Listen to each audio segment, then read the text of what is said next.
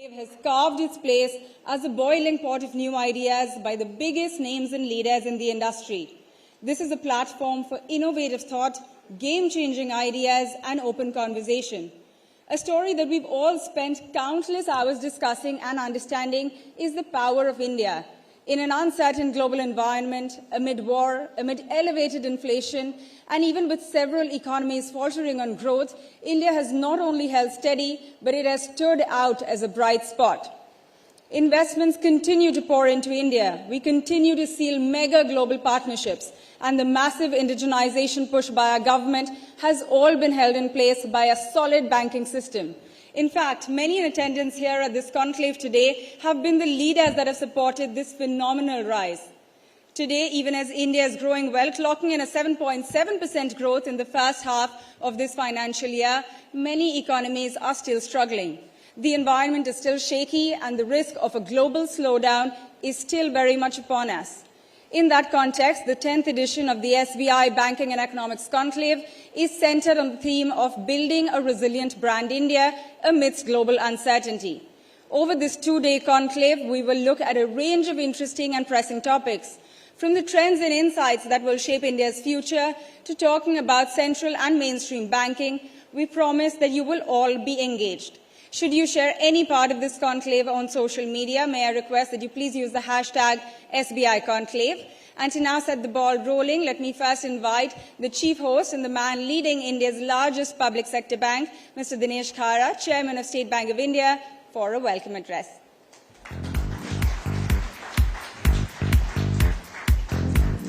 Thank you very much. Thanks, Pavitra. Good evening, ladies and gentlemen. Distinguished guest, Dr. Vivek Joshi, Secretary DFS, Government of India, Shri VVS Lakshman, ace cricketer, colleague from industry, banking and financial sector, thought leaders, as also members of the media. I welcome you all to the 10th edition of the SBI Banking and Economic Conclave 2023. The SBI Banking and Economic Conclave is the flagship annual event of State Bank of India, a one of its kind in the industry. The conclave has carved a niche place for itself by selecting themes and subjects that are contemporary for the country of our size. The most vibrant democracy that is also leading from the front renaissance of the global south. Our effort is to create a body of knowledge that provides actionable roadmap to contemporary problems facing the country. Therefore, the conclave strives to bring diverse viewpoints of national and international ramifications to deliberate under overarching theme of the conclave of the year. Uncertainties continues to mar the global economic and geopolitical landscape. The country has weathered these headwinds and emerged resilient and all set to regain the lost ground due past exogenous shocks as vindicated by our numbers. The Indian economy has continued exhibiting robust resilience during the current year too. Building upon the momentum initiated during 22-23, notwithstanding the global turmoil as escalating multiple footprints of geopolitical tensions threaten the change, and also it is also impacting the terms of the trade. Despite that, we have got a growth rate which is 7.7% in the first half, the highest among major economies in the world. I remember last year's SBI Banking and Economic Conclave was centered around the theme of role of banks in evolving an uncertain macro environment. The choice was natural because pandemic was brought under control after massive vaccination drive and the economy was gradually opening. Financing the productive sectors of the economy was quite important policy agenda. Against that backdrop, I can humbly vouch that banks have strived to exceed the expectations as financial intermediaries of importance and lubricating the great wheels of the colossal economy on the rise. While creating value for diverse customers, as a bonus, and thanks much to the unwavering policy support and the regulatory jurisprudence, we have seen a decoupling from the mayhem of the major developed markets and the bouts of volatility plaguing various asset classes that greatly undermine investors' confidence in systemic ability. Being almost non-existent in our economy at this end, against this backdrop of failures of large banking institutions globally last year, the relative calmness here signals an unparalleled maturity of the ecosystem that seems a harbinger of good times ahead. Over the last 1 year, the economy has moved from strength to strength. The banking sector has displayed the phenomenal resilience.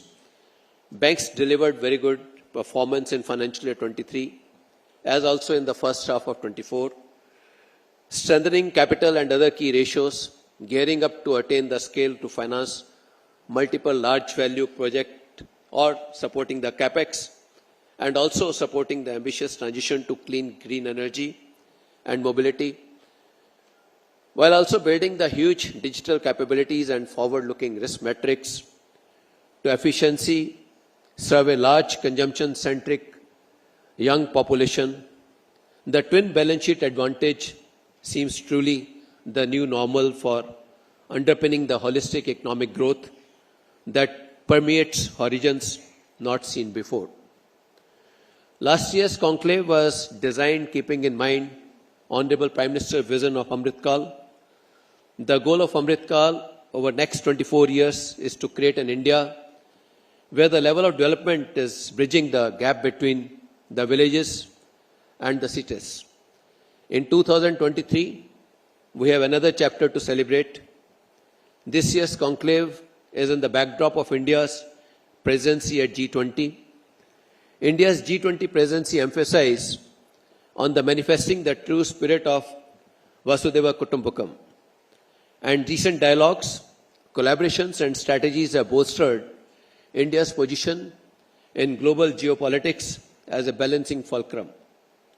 Notwithstanding ever-emerging fault lines and fragile nature of demand and supplies, this incidentally bodes well, in particular for the global south. Besieged with the host of challenges, India's digital stack and the digital public infrastructure are now being dubbed as the public good at global scale, and tie up along with these architecture can firmly root our technical leadership, which however remains very much collaborative in nature, benefiting diverse communities, societies, and ecosystems across the jurisdictions. With millions of diaspora firmly in leadership position globally, driving the sweeping innovations and significant corporate footprints, expanding to new manufacturing geographies as supply chains are realigned, the time seems very apt to give a clear and concrete shape to the idea of brand India, which in turn will require strong anchor of thought leadership and extraordinary vision translating to formidable action. Keeping the same in mind this year, we have decided to keep the theme of the conclave as building resilient brand India amidst global uncertainties. We trust the conclave will put impetus on interconnectedness among 4 I's: innovation, investment, infrastructure, and inclusivity to accomplish sustainable and equitable collaborative growth that stays here for many, many years to come.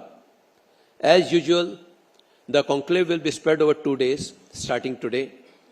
Both days have plethora of thought leaders, industry veterans, and change makers deliberating upon the key challenges and the best strategies to harness the opportunities associated. Coming to today's proceeding, there will be 3 sessions. The inaugural address by Dr. Vivek Joshi, Secretary, Department of Financial Services, Government of India. CEO panel, discussion on An Indian Tomorrow, trends and insight that will shape India's future, followed by a special address on leadership and motivation by Shri VVS Lakshman, ace Indian cricketer and coach.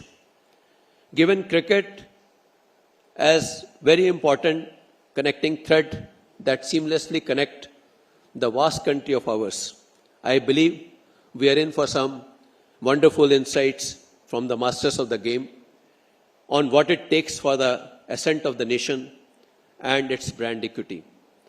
I hope the audience will find these topics riveting and informative, and key takeaways will shape the contours of brand India on the rise in the years to come. I once again welcome all of you and hope you have an enjoyable evening. Thank you very much for coming. Thanks a lot.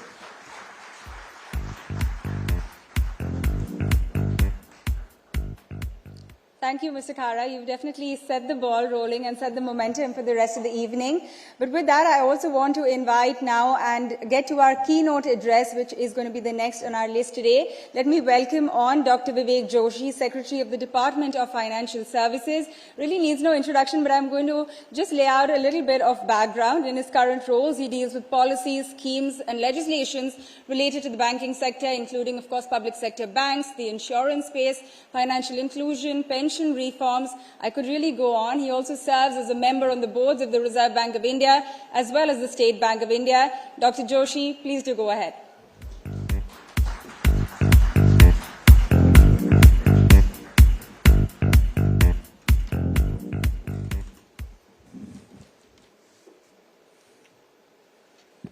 Good evening, ladies and gentlemen.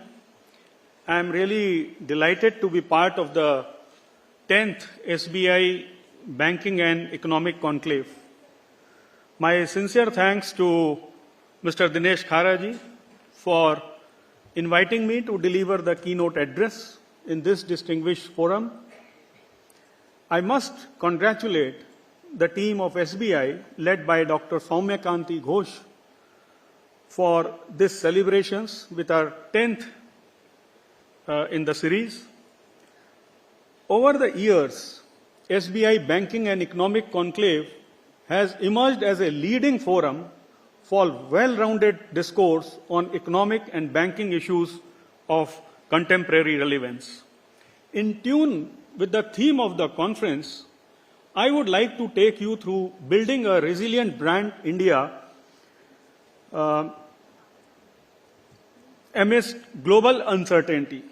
Further, I shall touch upon some of the foundations of the Viksit Bharat 2047, which will create a brand new economic entity promoting sustainable and inclusive growth amidst a disintegrated global arena.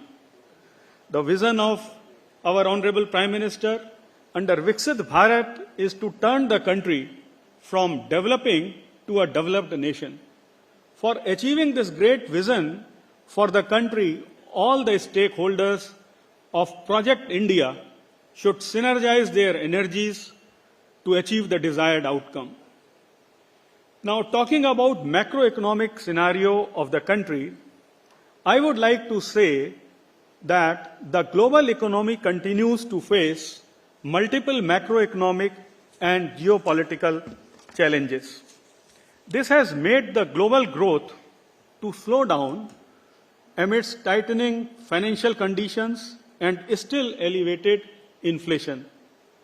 The fallout of COVID pandemic, the war in Ukraine, and unprecedented tightening of monetary policy across the world has been such few big challenges. The challenges to the global economy have been further aggravated with the recent developments in West Asia. Amidst these global challenges, the Indian economy has emerged as an epitome of stability and opportunity. we have not only kept our house in order against large and overlapping global shocks, but have also improved our macroeconomic fundamentals and buffers. Thanks to a number of factors, including to a large extent the steps taken by the government. While our growth remains on track, inflation is on a path of moderation. The balance sheet of banks and corporates are the healthiest in a long time, and with the public investment pushed by the government, all these things create a favorable conditions for sustainable revival in the investment. Consumer confidence, as evident from surveys, is on a rising trajectory since the pandemic lows. Our external sector inspires confidence as we are reaping export opportunities in the services sector. Our current account deficit remains eminently manageable, and we have bolstered our forex reserves to deal with potential eventualities.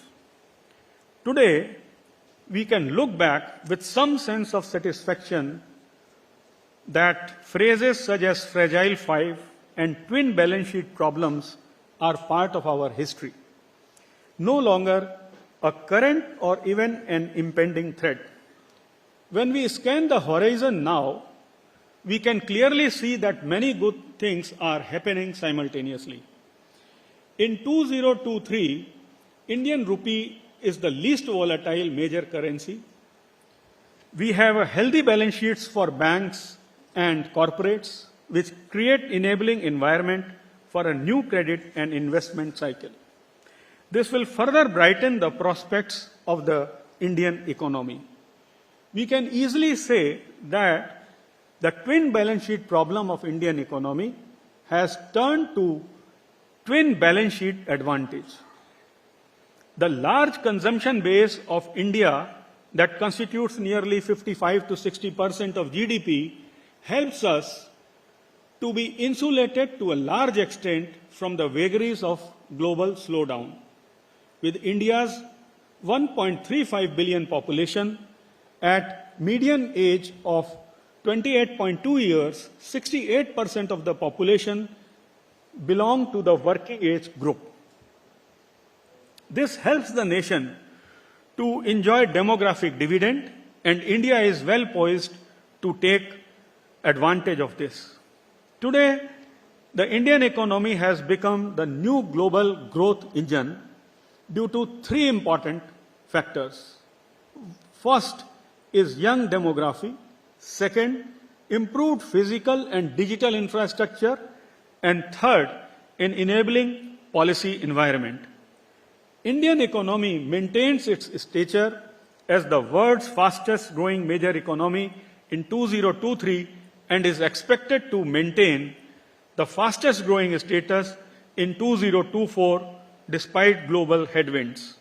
As per latest IMF estimates, Indian economy will grow from USD 3.7 trillion to USD 5 trillion in FY26. By 2030, India will become US $10 trillion economy as estimated by BCG. In IMF's Article 4 consultations for 2023 that was released last fortnight, IMF has lauded India's growth strategy, including our prudent macroeconomic policies. The IMF has further acknowledged that India has emerged as a star performer and is projected to continue more than 16% of the global growth in FY24. Now I would like to talk something about banking system in India. Thanks to the relentless reforms and substantial investments in banking sector, today our banks are in a position of strength and resilience. Today, they have a strong capital base that provides them inviolable loss-absorbing buffers. Credit growth is broad-based and is in double-digit for the last 2 years. To meet the growing credit demand, banks are raising capital from various sources, including capital markets, long-term bond, CD issuance, through competitive deposit rates and drawing down their high-quality liquidity assets. Delinquency in banking sector is almost at a historic low level. The share prices of banks are booming, thereby offering a good opportunity to reward shareholders and employees. Banks themselves have grown not just in size, but now offer a wide range of products and services, including UPI-based solutions, analytics-based lending and co-lending, etc. Today, the Indian banking system continues to be resilient primarily due to three things. First, the improved asset quality. Second, stable and broad-based credit growth. And third, robust earnings growth. While the global financial system has been impacted by significant strains since March 2023 from the banking turmoils in US and Europe, the financial sector in India has been largely stable and resilient. This fact is also reflected by sustained growth in banking credit, low levels of non-performing assets, and adequate capital and liquidity buffers. Further, the reach and depth of financial intermediation is being aided by technology and growing digitalization, which provide new opportunities for growth and financial inclusion. In a nutshell, Indian banks are better off than many of its American and European counterparts who are recognized as global role models. The synergies in action by the regulator and the government has resulted in such robust performance. The capital to risk weighted asset ratio of scheduled commercial banks rose to historic high of 17.1% in March 2023. Similarly, the CET1 ratio rose to historical high 13.9 in March 2023. SEB's gross non-performing assets continued its downward trend and fell to a 10-year low of 3.9% in March 2023, and net NPAs ratio declined to 1%. Macro stress tests for credit risk reveal that SEBs would be able to comply with the minimum capital requirement even under severe stress scenarios. When we look towards India's corporate sector, we once again see stronger balance sheets as they have deleveraged, reduced their debts, and considerably enhanced their ability to service both current and future debts. They too are reporting higher levels of profit and are confident about future prospects. Equity raising by corporates and startups is establishing new milestones every week. At a macro level, Indian economy's outlook is realistically optimistic.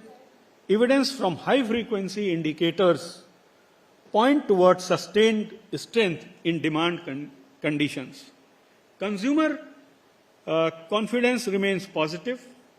Supply chain pressures remain below historic levels.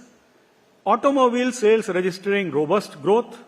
GST collection is reaching new heights every subsequent month. Indicators of transport activity point towards gathering pace. Construction sector continues its momentum. Services sector remains robust. The government's policy actions are to be seen within this overall context, and this backdrop helps in connecting what might apparently appear to be individual measures taken by the government. Our focus on fostering capital expenditure and new investment in the economy has been sharp and intense. Some of the major policy actions, such as reduction in income tax for new projects, the announcement of National infrastructure pipeline, the reforms announced in Atmanirbhar Bharat program, the National Asset Monetization Pipeline, the PM Gati Shakti initiative, the amalgamation of banks, production-linked incentive schemes, setting up of NAFID as a DFI dedicated for infrastructure, setting up of NARSAL as a bad bank, and effecting appropriate amendments in IBC. These are not random actions, but there is a concise, conscious design and an overall strategy behind these government actions.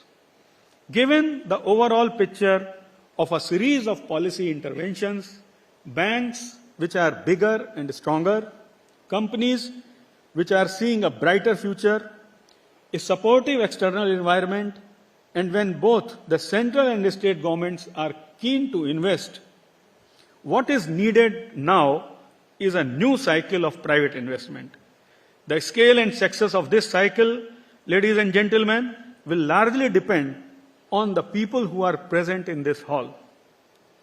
The need of the hour is to think big and think bold while ensuring that execution remains timely and robust. It is not easy, but can be done, and India is seeing this more frequently now.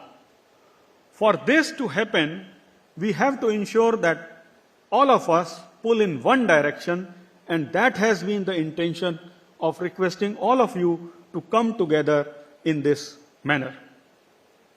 The three key players in capex and investment, the private sector entrepreneurs, the bankers, and finally the government as the facilitator, are present here together and therefore make a joint up approach feasible and practical.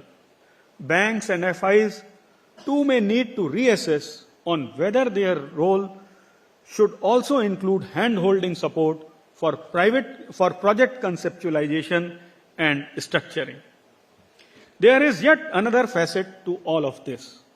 While financing of projects and capex is vital, it is equally important that small ticket loans for employment generation grow even faster. Furthering of financial inclusion and unlocking potential of citizens is a national priority and a moral imperative. Schemes such as PMJDY, PMSBY, PMJJBY, PM Swanidhi, PM Vishwakarma, etc., Mudra have contributed significantly. But these have been primarily carried out by the public sector banks. We certainly look forward to leadership and initiatives from private banks in this direction as well. Similarly, there are other schemes of the government which either provide direct benefit transfer or provide employment. For all these schemes, the ecosystem itself has changed dramatically in the last few years. Fintech companies are doing great jobs in understanding and reaching out to the new customers at a lower cost. The financial services sector was the sector where such startup technology solutions began, and this is where they have gained the highest traction. As government, we need to open up spaces in non-historical, non-conventional areas for our youth who can bring technology to solve problems which we find difficult to deal with. Who is to say that the innovative technology solutions are not possible for reducing pollution or in dealing with climate change? In our own lifetimes, we have seen what technology is capable of doing, making it work for us in multiple areas. Using the creativity and energy of our youth will be rewarding and enriching. The government has strategically been promoting digital economy, fintech, tech-enabled development, energy transition, and climate action, and is relying on a virtuous cycle of investment and growth. Now I would like to talk about fintechs, and a related issue of cybersecurity. As we know, the evolving Indian financial landscape is increasingly becoming innovative and tech-driven. Where India's tech, artificial intelligence, embedded finance, and robotics are playing an instrumental role in its transformation. Conventional lenders have been forced to re-evaluate their role and collaborate with new-age fintechs to offer personalized loans, savings, insurance, and other financial products. Tech innovations in financial sector have improved the credit delivery mechanisms, the scope for further improvement in banking and financial products, and for further differentiated banking needs.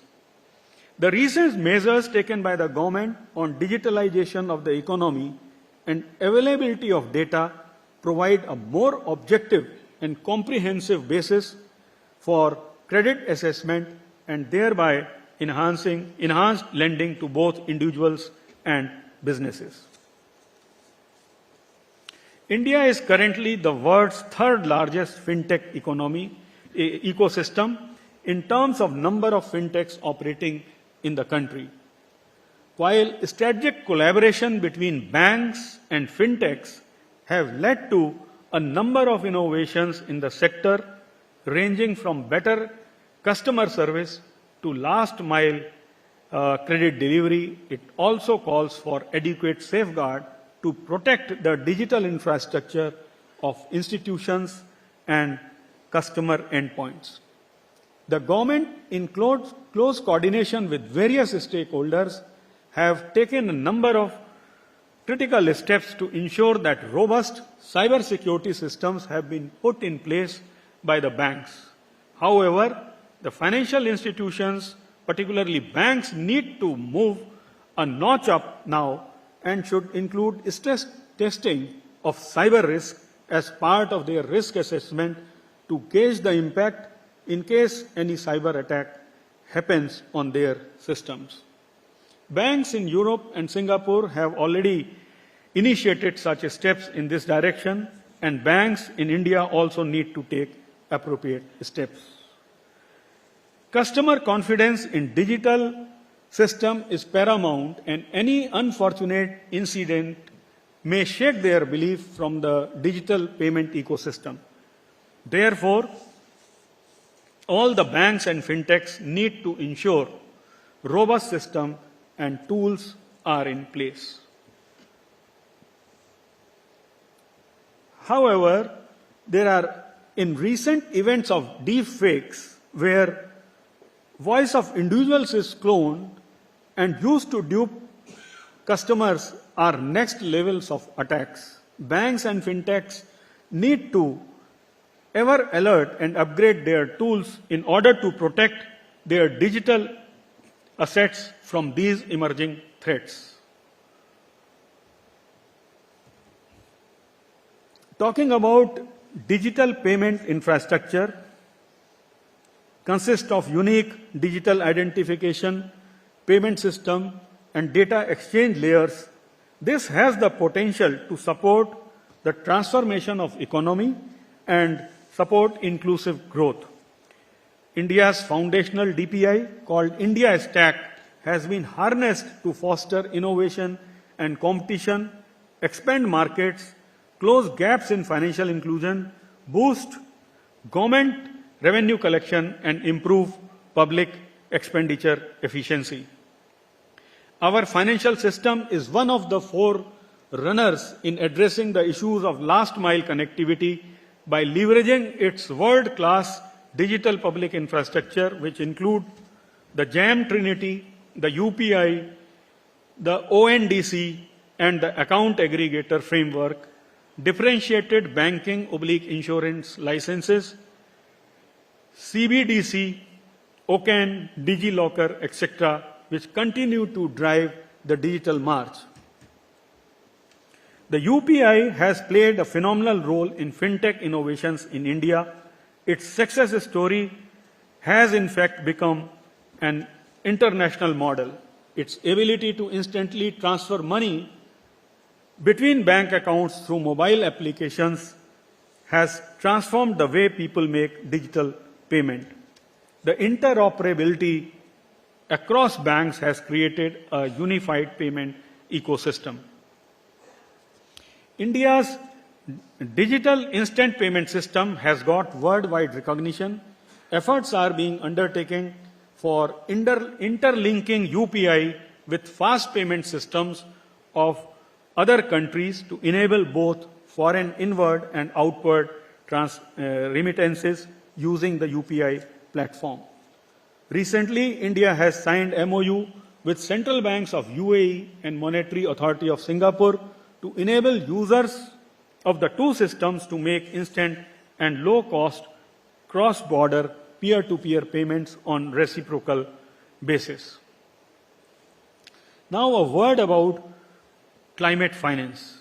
There is a growing recognition about the role of financial institutions in addressing climate change, as they play a key role in intermediation, and climate change is impacting the achievements of their mandate of price and financial stability. Financial institutions in India are integrating ESG criteria into their investment and lending decisions. India's move towards climate transition financing is encouraging. India is progressing to decouple emissions from growth through improved energy efficiency and switching to clean energy. And it is well understood that it is only possible through sustained policy reforms, which will mobilize private sector investments, create jobs, and achieve net zero targets. The banking sector here has an important role to play in fight against climate change by supporting reduction in climate change risk and mitigating the impact of adverse climate events. Risk can be mitigated and minimized with the use of green financing. I would also like to touch upon something on insurance sector, because both banking and insurance are interdependent and interlinked.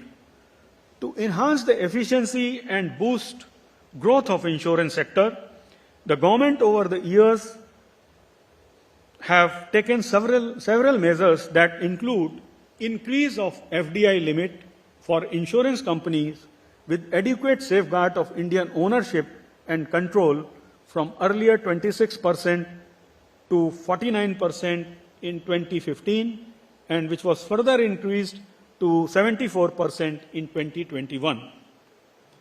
Government also allowed 100% FDI in insurance intermediaries, legislatively enabling foreign insurers to set up branches in India, recognizing health insurance business as a separate vertical, established ombudsman rules to solve insurance-related complaints, introduced digital modes of hearing to improve transparency and accessibility. While the insurance industry has made significant strides, there remains a vast opportunity in this sector and need to enhance penetration against various products, geographies, and customer segments. Government has prioritized its attention on overarching theme of insurance for all. With a firm intent to ensure financial inclusion, we are now committed to Jan Suraksha, whereby every citizen is entitled to be covered under pension and insurance umbrella, along with access to formal financial network. To attain these objectives, efforts are being made towards creating a progressive, supportive, facilitative, and forward-looking regulatory architecture to foster a conducive and competitive environment.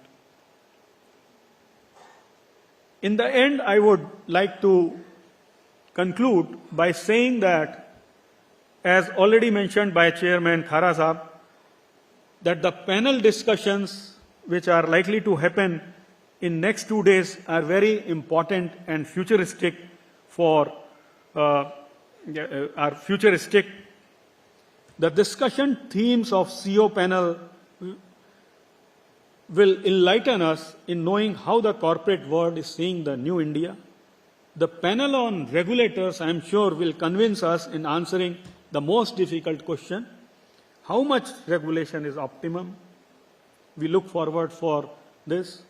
The banking and technology panel will be of interest for all of us.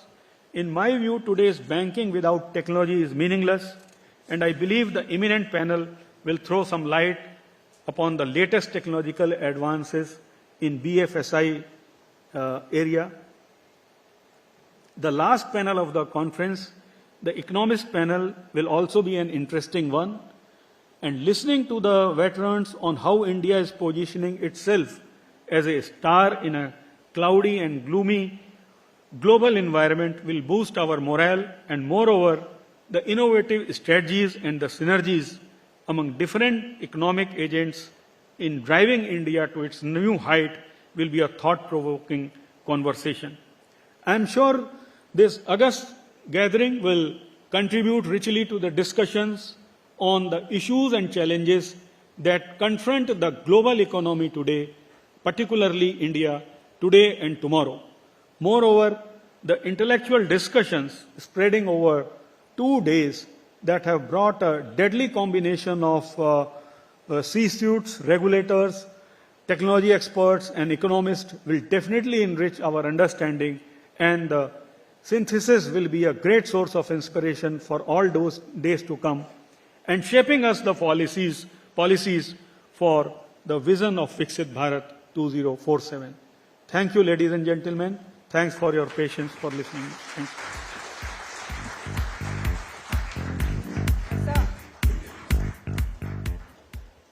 Thank you for that wonderful session. I would like to have you back on just so that Mr. Khara can hand over a small memento, and if we can take a picture as well, please.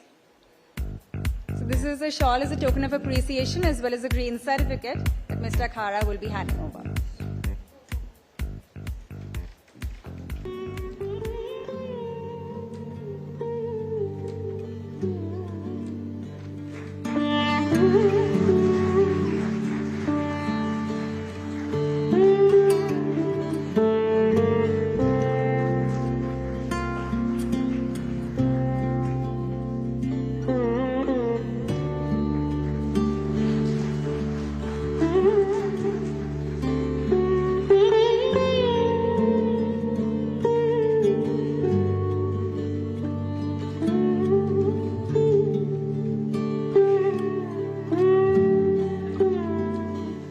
Thank you, gentlemen. We are almost ready for our panel discussion. I'm going to allow the team just a minute to be able to set up the chairs, and then we will get to it.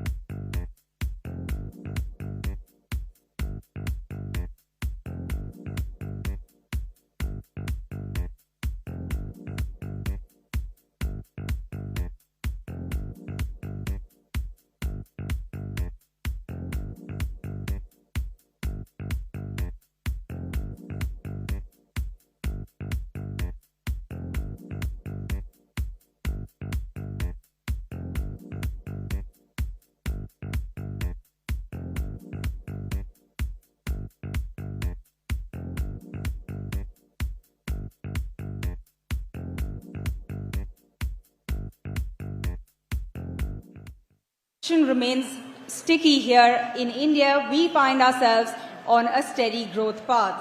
Now, what will the thrust really need to be as we move on in our future? The focus now really comes to how we can build on this steady future, how we can envisage and create a stronger tomorrow on what has been quite a solid base for us here in India. What will the path really look like as we get set on creating a future dominated by India and led by India? Where will the thrust need to come from? What are the challenges that need immediate attention as well? We have our first panel discussion centered on the topic of an Indian tomorrow. Trends and insights that will really shape our future and that will create this Indian tomorrow. So let me invite some of the top minds from the industry to discuss this very interesting theme with us here today.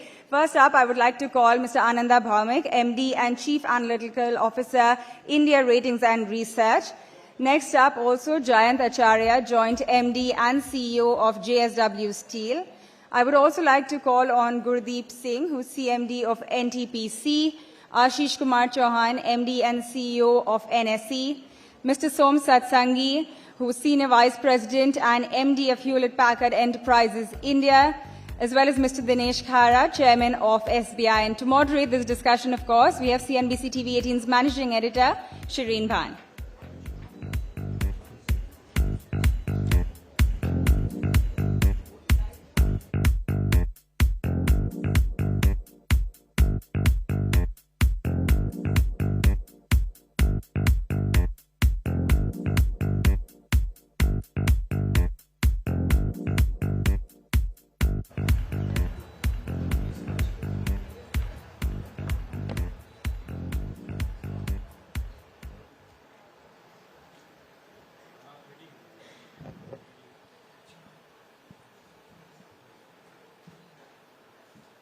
Just give us a minute. We're about to go live, so I'm just waiting for them to give me a cue, and we will be live on CNBC TV 18.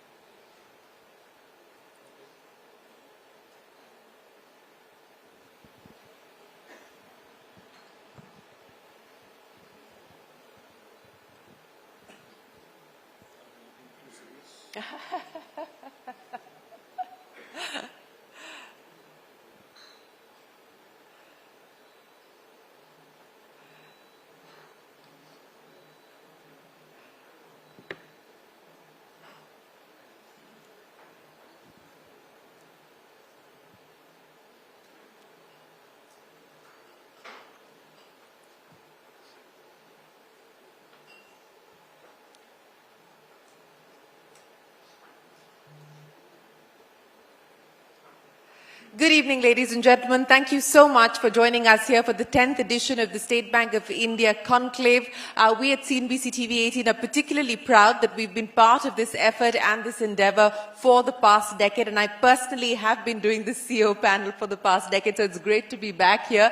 And it's great to actually be closing out 2023 here at the SBI Conclave, a year, as all of our previous speakers have very clearly articulated, has been a good year for India in many, many ways. It's been a good year as far as macros are concerned. It's been a great year for the banking sector. It's been a particularly resilient year for other sectors, including, of course, sectors like steel, cement. Consumption story has continued to look good.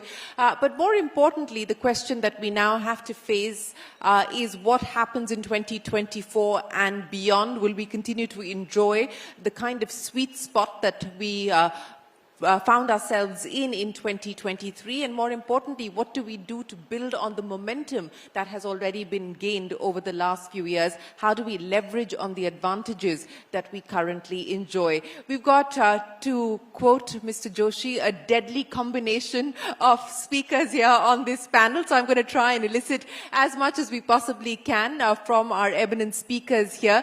But before we talk about India of tomorrow, I would like to address the India of today, and there are many current issues to address before we look into the future and look into our crystal ball to see where India could possibly be positioned. So, Mr. Khara, as the host, I'm going to start with you. Let's talk about the banking sector, because as we just heard from Mr. Joshi, it's been a great year. Not just a great year, it's perhaps been the best year in a decade for India's banking sector. Very robust, very strong credit growth, and of course NPA is not a problem at this point in time. He asked you to think big and to think bold. What could that mean? Well, as far as banking sector is concerned, it goes in sync with the overall macro.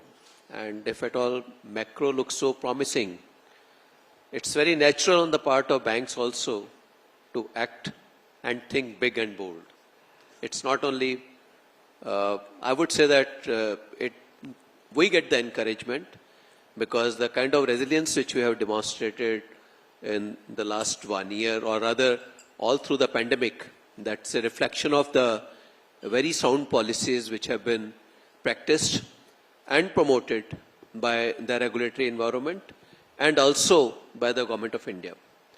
I think I would actually go back to the era when, the time period when the pandemic had hit the economy. Perhaps we as bankers were the most worried lot.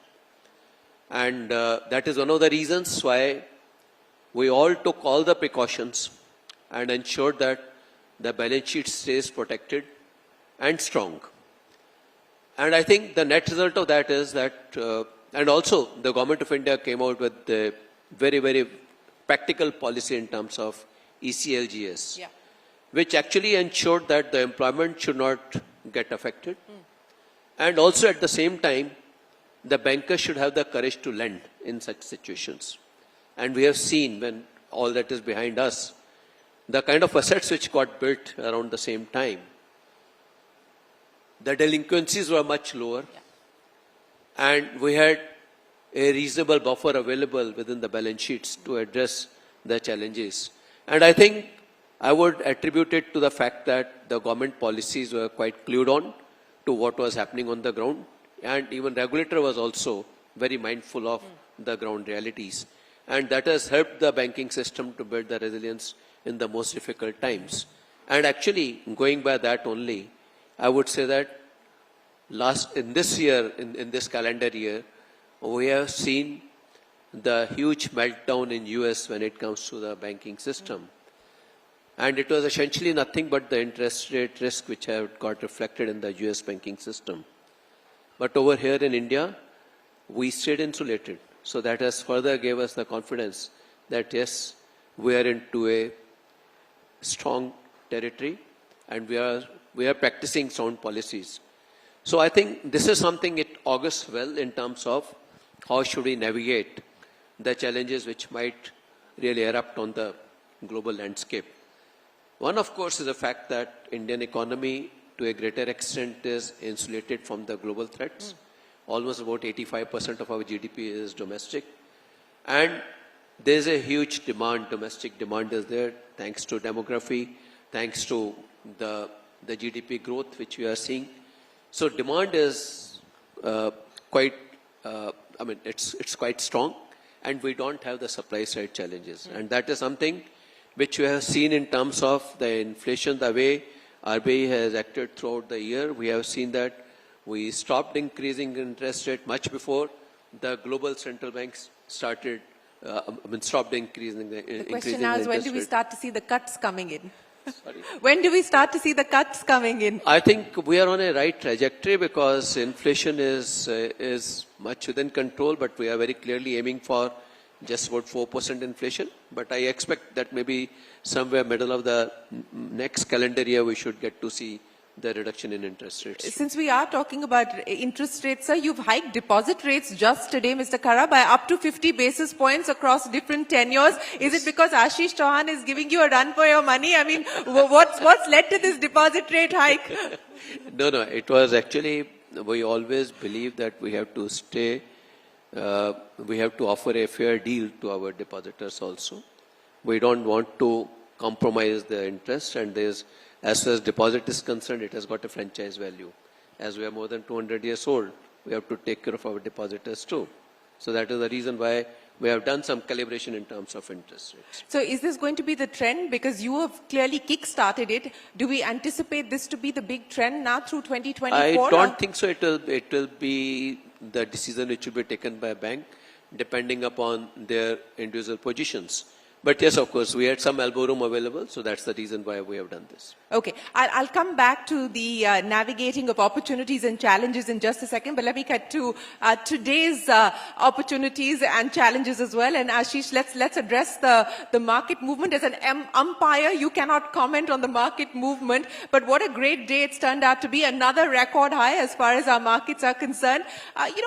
What does the story at the end of calendar year 2023 look like to you? The FPIs have returned, domestic participation has been very, very strong. What would you articulate that has been the big trigger, has been the big turning point as far as the equity story is concerned in this year, and more importantly, looking ahead? Thanks. In a way, if you look back for the entire year, I think Nifty has returned almost 18%, still 2-3 days to go.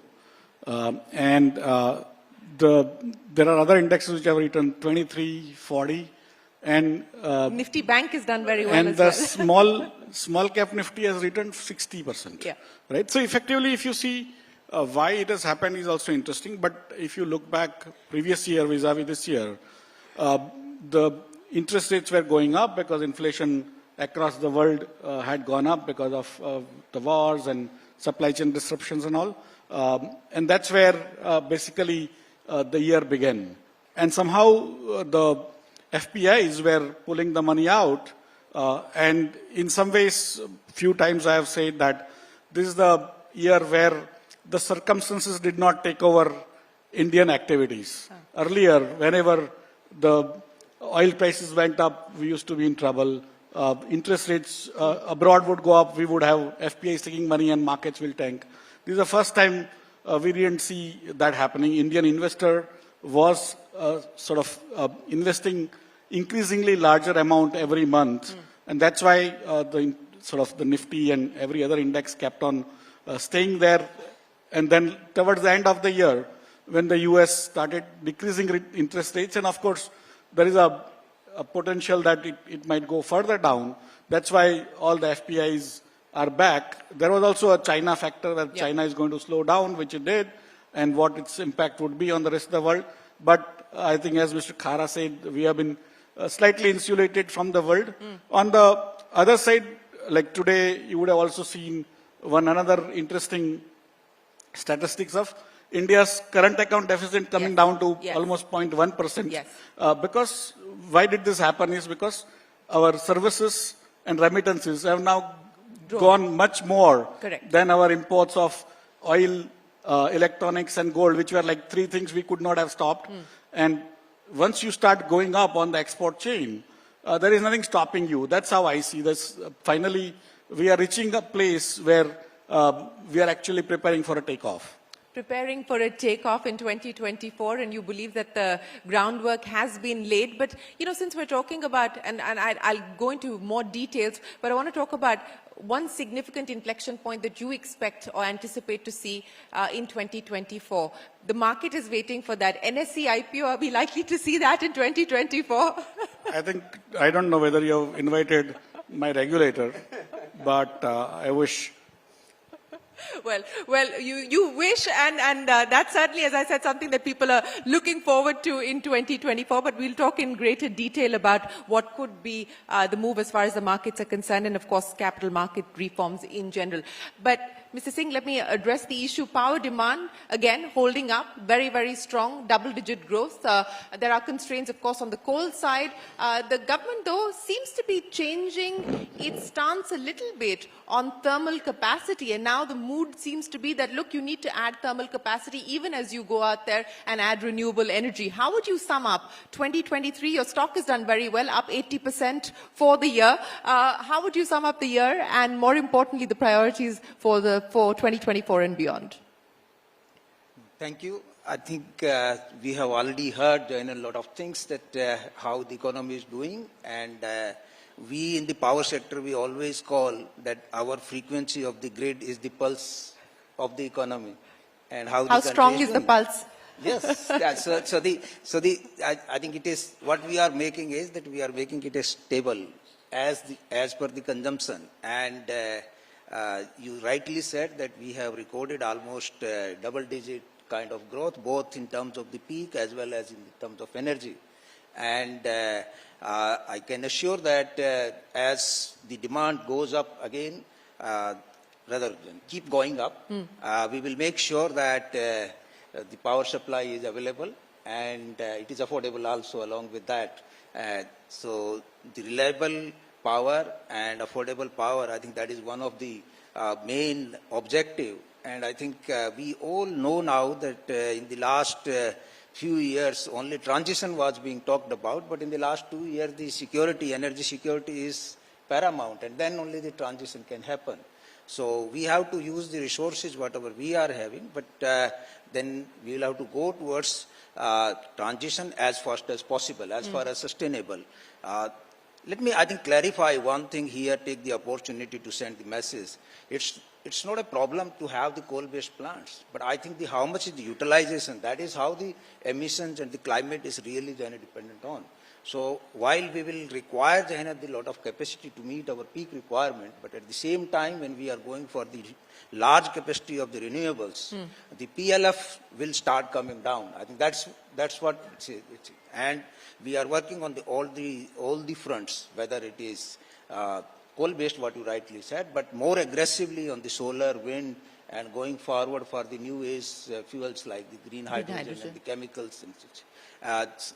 So there has been work which is going on then how we can take the advantage of the circular economy, how we can capture the carbon dioxide and utilize the green hydrogen and make the green methanol, which is far better than go on bringing or the importing, I think, the hydrocarbons from outside. So it's one way of going towards the self-sufficiency. You know, just to pick up on what Mr. Joshi said, he said that people sitting in this room, including people here on this panel, both representing the private sector as well as public sector, will be responsible to drive growth and will be responsible for the investment pickup. Now, given the power demand that you foresee today, as well as the visibility that you have on demand going forward, what should we expect in terms of capacity addition? What would that result in as far as CapEx spends are concerned, say, over the next 5 years?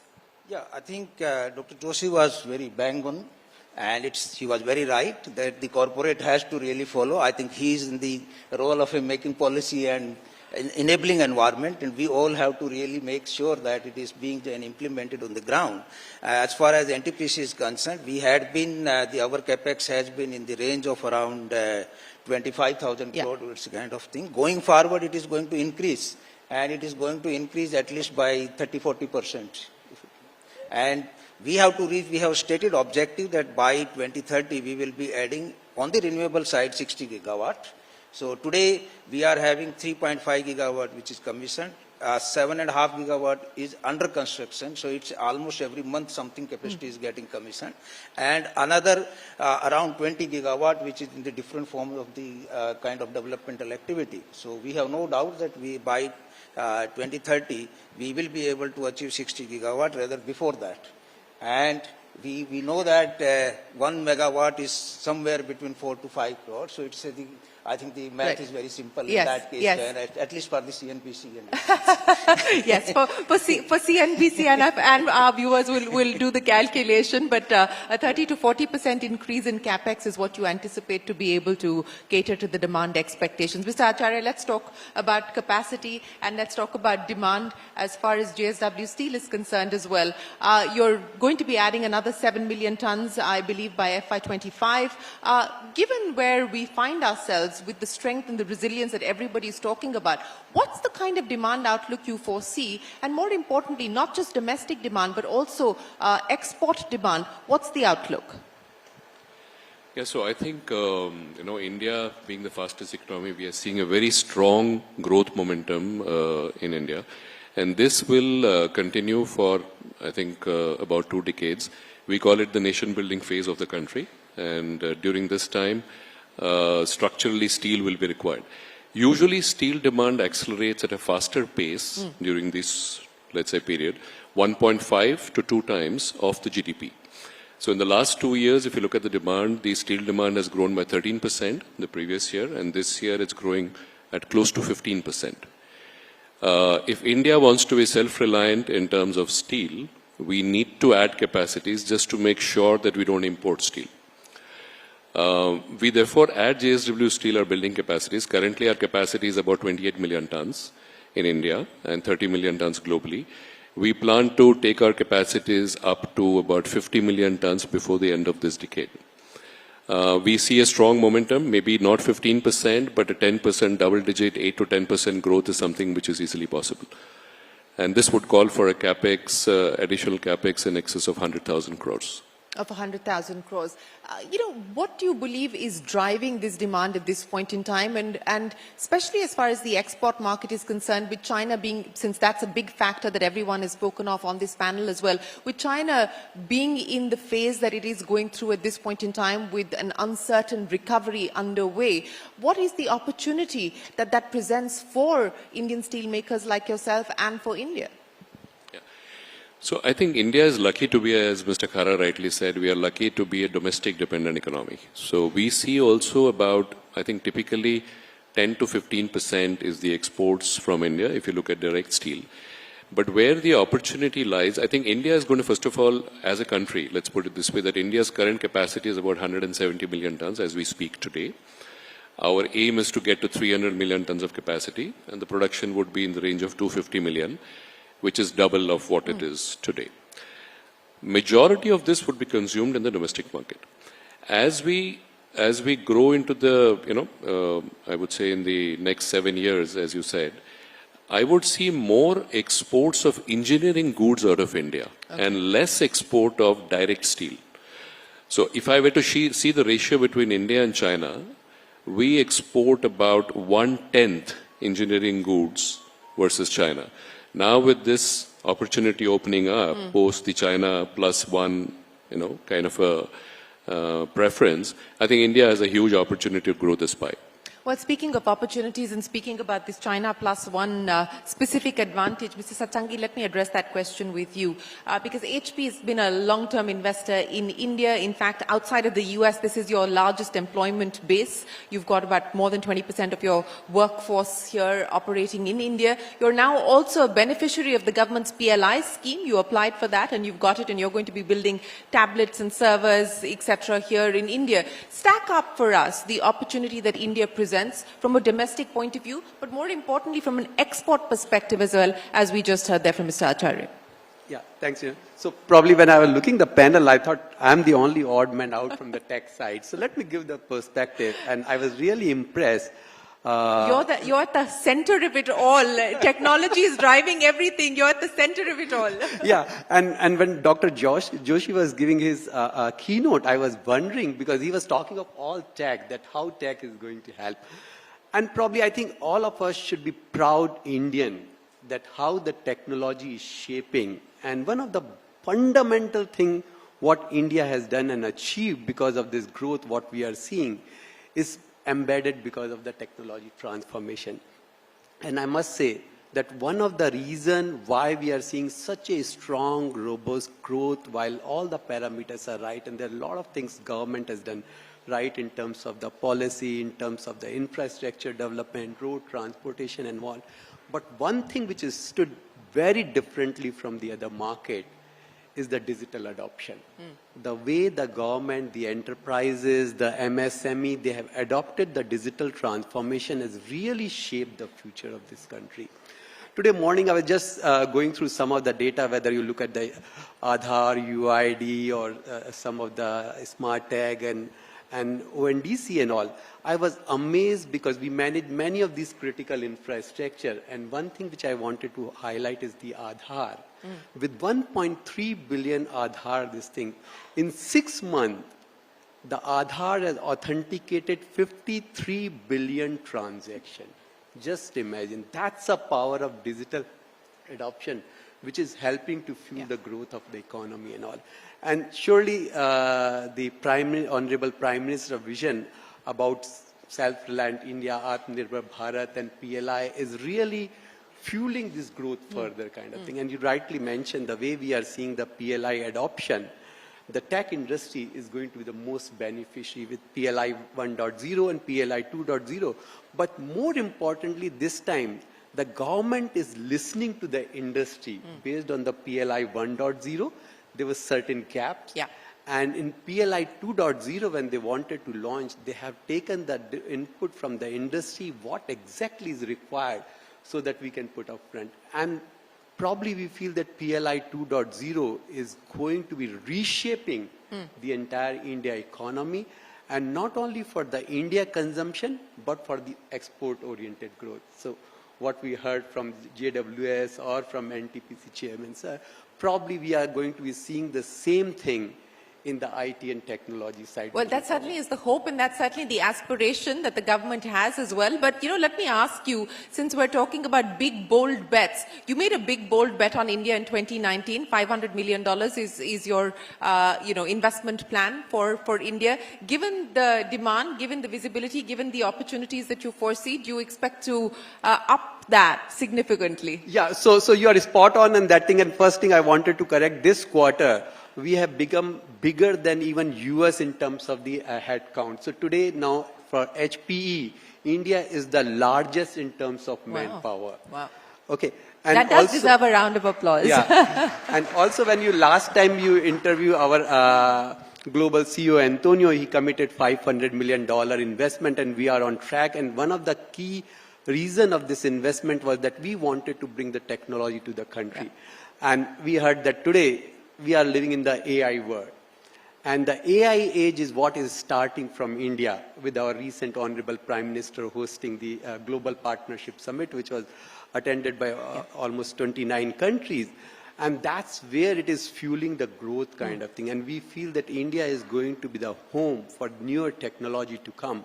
While it has got both side kind of things, and we also see that how organizations and countries and governments are looking that it has to be ethical AI, that AI adoption needs to be done. But certainly AI is going to be transforming and bringing the next level of growth in the country. Yes, AI certainly is going to be one of the big lead factors in shaping the future. But Mr. Bhaumik, let me address the issue with you as well in terms of trend spotting now. Given the momentum that we're already riding on, what would you say that we need to focus on? And more importantly, what will you be watching out for? What are those headline numbers that you're going to be watching out for? I think a few things that we've been seeing for the last couple of years. We've all been amazed at the resilience that Indian corporates has shown through this significant headwinds that have been faced. And even as we were seeing significant upgrades to the ratings, and people were a bit skeptical about that, I think a lot of that has actually borne out. I think what we continue to watch is the way Indian corporates are taking advantage of the opportunities. Mr. Acharya talked about engineering opportunities, and we're actually seeing that in capital goods. As Indian entities have, I think, order backlogs up to the next 4 years, supplying transformers and other equipments for renewable capacities in the US. There are opportunities on the consumer side, not the staple part, but on the aspirational products where people want to upgrade themselves. Infrastructure, of course, would continue. Cement, steel, power, of course, is seeing a major transformation. I think this is indeed a good time. From a rating agency perspective, I suppose one of the things we would see from a policy, and we have very alert regulators, one of the things we would continue to like to see is balance sheets continue to be buffered up through counter-cyclical strength, so that whenever a downturn comes, or if an idiosyncratic event were to hit, either through cyber frauds or governance issues, entities are better prepared. So we would like to see those buffers being even more strengthened. You know, you said that this is indeed a good time for India. Let me go back to very recently, I think just about 2 days or 3 days ago, the chief economic advisor has basically said that rating agencies don't seem to acknowledge the fact that India has done actually very well and should in fact be changing their stance and their position on India. How do you react and respond to that? I don't have a sort of a ringside position on that, because I don't sit in on the rating committees. I'm sure rating agencies are listening to this long and hard. And I think the criteria that they adopt is transparent and is well explained. But I think the bigger point is, if you look at the articulation that rating agencies are making at this point, I think it's become a lot more balanced, a lot more benign now. People understand the benefits that growth is bringing in, and all they want to see is that it's a narrow, limited point of the balance sheet of the government, whether that is going to adhere to a declared path, and whether that path is going to be sustained, and confirmed. You know, let's address the capital issue, and I'll get Mr. Bhaumik and Ashish, both of you, to comment on that as well. You talked about the return of FPIs, and of course we saw the domestic institutions coming in and stepping up even when the FPIs decided to retreat. But the many changes that have happened, and let's talk about the T+1 settlement change that is going to happen next year as well. You know, how do you see the changes that have happened in the capital markets, the derivative side? We are today the largest in the world. You know, as you look forward from an India of tomorrow perspective, you know, shape out the capital market story for us and what you see both in terms of fund flows as well as in terms of reforms. Interestingly, this year, the raising of funds was around 10% lower than the previous years, largely because interest rates went up across and many companies did not raise funds for the first half broadly. And now, this first calendar half, and now slowly they are coming back to the market. You can see that euphoria. So in some ways, today when we stand and look back, the year looks great because we are looking at like 18% returns on the large cap and 60% on small cap. But it's in a way, when the year started, it did not look that good. In terms of the India's capital market story, I think from 1992 onwards, the liberalization story, 94 is when NSE started working. And since then, Indian markets have been thought leaders and execution leaders across the world, not only in how do we process the transactions. We were the first successful automated markets in the world. After that, US, Europe, Japan, wherever you can think of, they became automated after us in 1994. NSE was pretty much the first public digital infrastructure of India. And that's India's even IT prowess. I still remember Som coming to me those days also. And so India's IT prowess came out of NSE, literally. NSE was the first experiment of public digital infrastructure, which went to villages, to towns, and that's where India kind of developed all that usage. But having said that, today, in terms of corporate governance, despite whatever controversies that have been created, we are pretty much the top 5 markets in corporate governance. There is no similar market.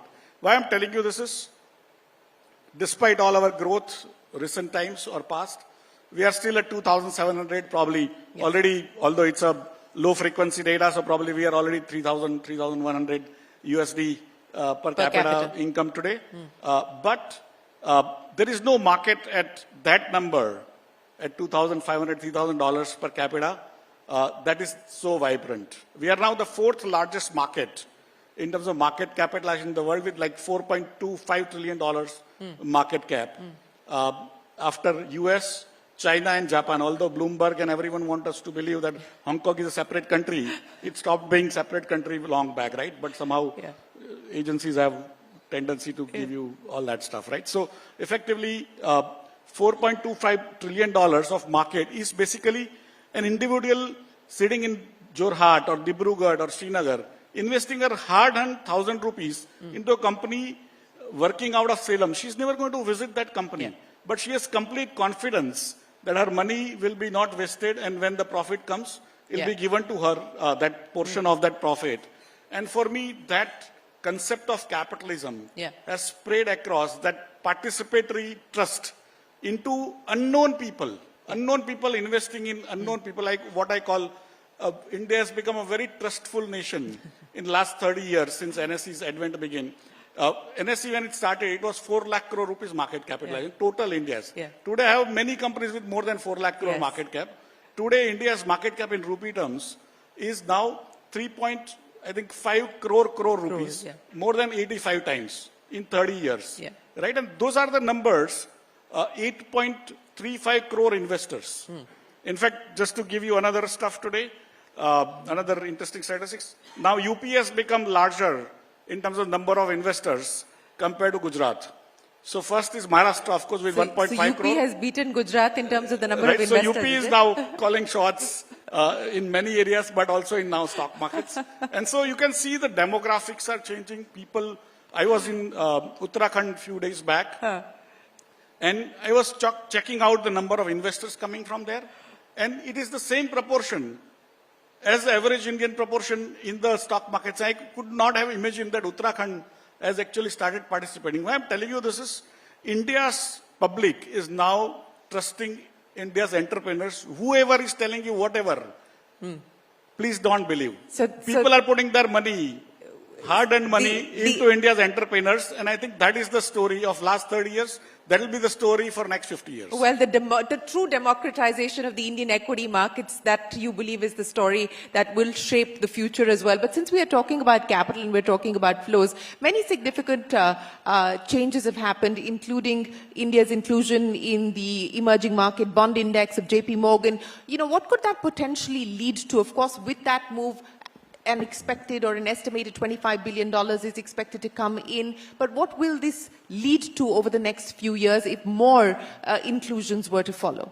I think our near-term view is that liquidity conditions will now start improving, partly elections, partly JP Morgan and other factors. So I think from a liquidity perspective, the supply would become more available, and so therefore we become a less constrained economy in terms of these resources being available to us. At the next level, I think we become more integrated in terms of disclosure requirements and governance expectations with the rest of the world in terms of disclosures and periodicity. So I think that's the next level of, and obviously our top 1,000 companies are already adhering to that. Yeah. I think it would now start sinking into a larger base, and then so therefore the pyramid sort of elevates itself base upwards. Mr. Khara, let's talk about the road ahead. Now, there is a meeting with the finance minister on the 30th of December. I would imagine that that's stock taking about the year gone by as well as what the year ahead looks like. But outside of the next few months, what needs to be prioritized now from a banking sector's perspective?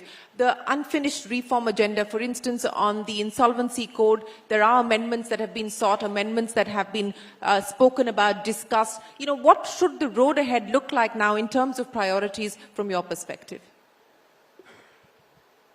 Well, I think one, of course, we have to support the growth initiative, and we are very clearly, there's a lot being talked about the private sector investment. So if I may say, from this forum, we have got a very clear visibility in terms of the fresh proposals coming in. What we have actually seen is that the private corporates, they had a lot of cash sitting in the balance sheet. First and foremost, the investment happened by deploying that cash. And now they have come to a stage where they have understood the growth opportunity which is there, and we are very much there to support their such initiative so that the private capex should now take off. This is what our first priority is. And of course... but we've been waiting for that takeoff. I mean, it's been, in the words of the Chief Economic Advisor, incipient signs of private capex picking up. When do we start to see robust signs of private capex? In fact, that is what I'm saying, that, you know, until now, we have seen that the investment has happened from the internal resources. As Mr. Gurdeep Singh also said that there is a huge capex lined up for the next financial year. And similarly, I would say that many other public sector entities have also lined up the capex for the next financial year. The way I look at it is that it is going to be a blend of both the public sector, government, and also the private sector, but we will get to see more private sector investment also coming from the banking system as well. So that is one priority. And second, of course, digital is something which has been one of the very forefront for all of us. And we have invested well in terms of upscaling ourselves as far as the digital capabilities are concerned.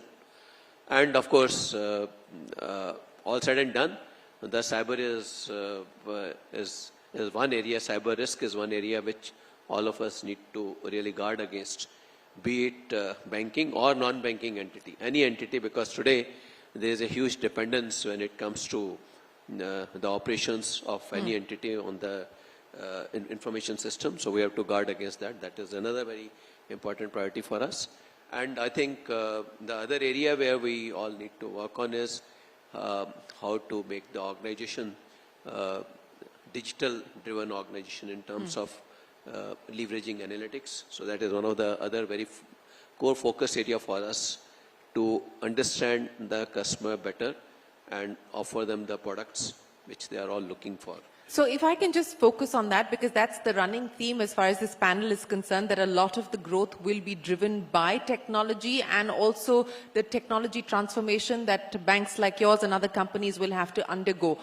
how much are you investing in technology today, for instance? What do you foresee that to become over the next 5 years? What will that mean in terms of bank branch expansion? What will it mean in terms of workforce allocation, reallocation? Lay out for me what you envisage the next 5 years to mean and what technology will do for you. Thanks to digital, today we are bank of our size. We have got almost about 88% of our transactions are digital. And 98% of the transactions are happening outside the branch. But if somebody asks me whether we don't need so many 22,400 branches, my answer is no.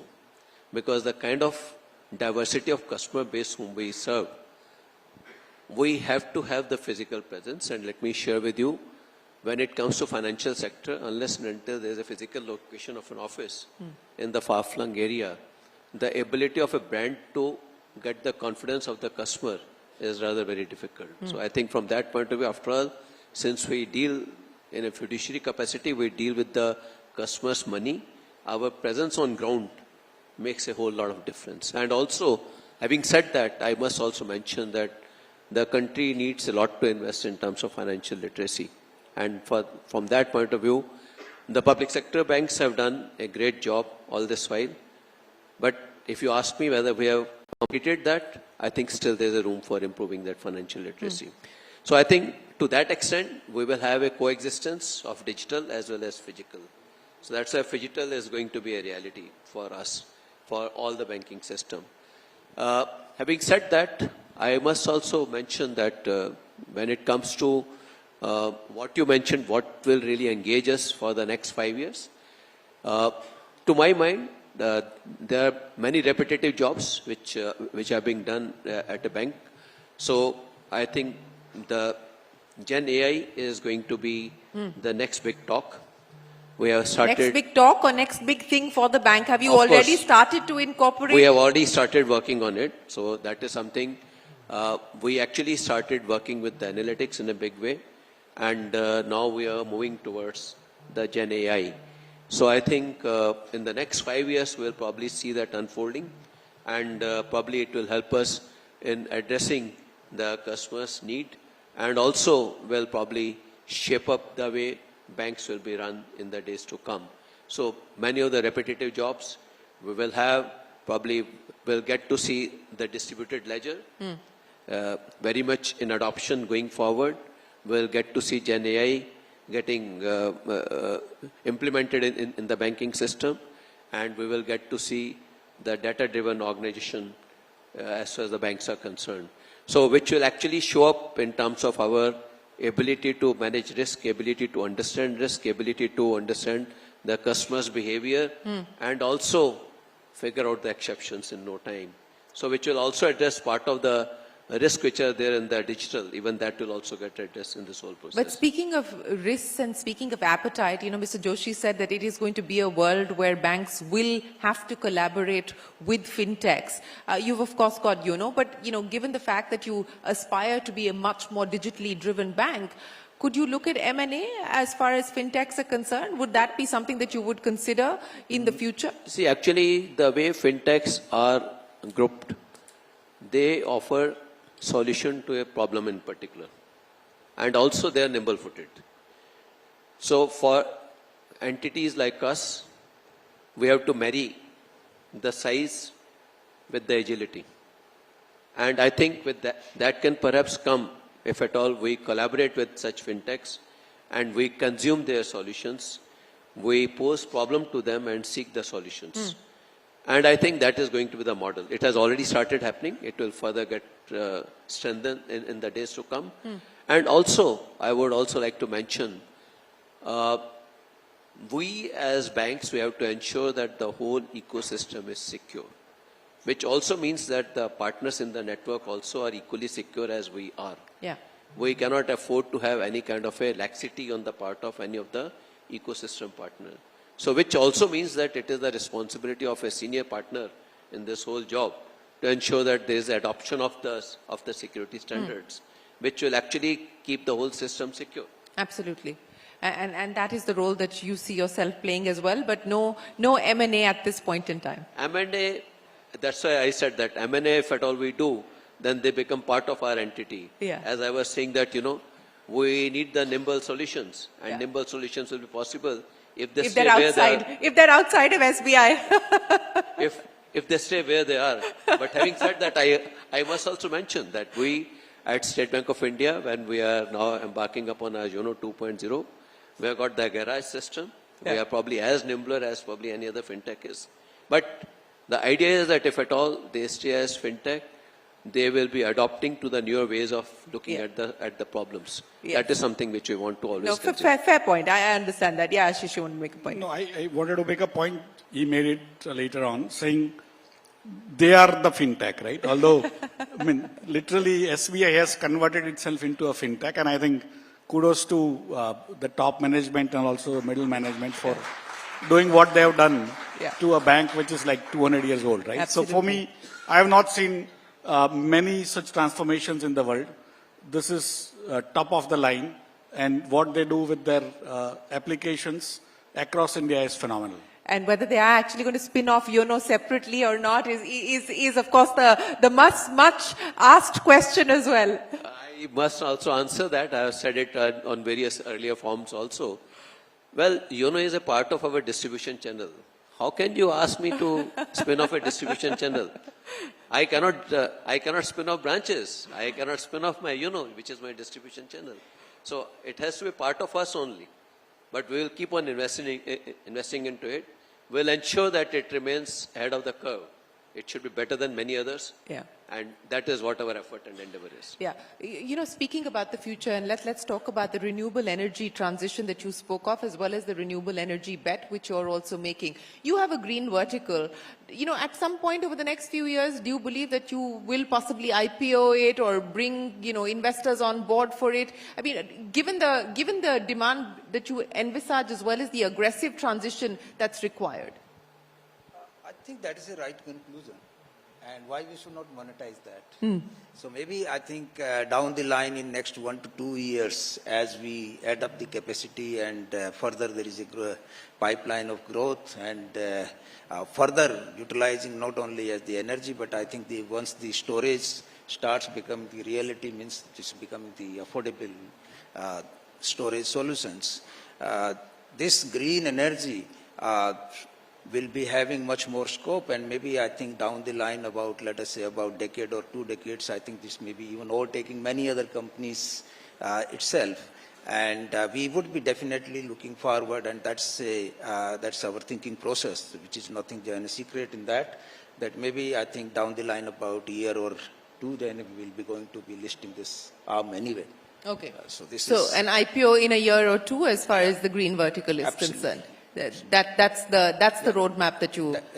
But we will be just going to start with a very, very small percentage, which is, I think, whatever the mandatory is. Because as you know that as of now, we are not constrained with the kind of raising capital. I think Mr. Khara is there, and we always to bank on. Mr. Khara is always there for everybody. But at the same time, I think to increase the shareholders' value and to maybe giving participation to larger public. I think once we are going for public, I think there will be also the owner of the company, and they should be feeling proud that they are owning the shares in the green company.